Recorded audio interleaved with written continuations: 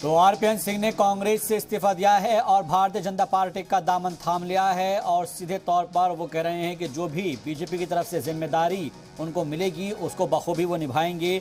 और उन्होंने सीधे तौर पर कांग्रेस के ऊपर इल्ज़ाम आयद किया है कि अब कांग्रेस पुराने वाली पार्टी नहीं रही है। मरकजी वजीर धर्मेंद्र प्रधान की मौजूदगी में उन्होंने भारतीय जनता पार्टी का दामन थाम लिया है। धर्मेंद्र प्रधान ने उनका इस्तकबाल किया है और कहा कि आरपीएन सिंह का बीजेपी में इस्तकबाल करते हैं।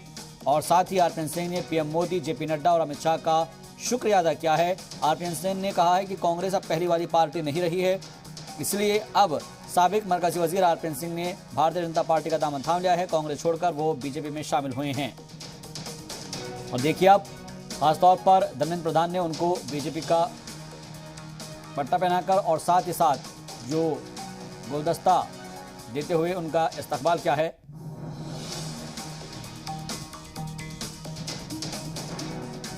खबरों में बने रहने के लिए आप हमारे फेसबुक, ट्विटर, इंस्टाग्राम पेज को फॉलो कर सकते हैं और ताज़ा अपडेट्स के लिए हमारे यूट्यूब चैनल वीर सलाम को सब्सक्राइब कर सकते हैं। और हाँ, बेल आइकन दबाना बिल्कुल ना भूलें।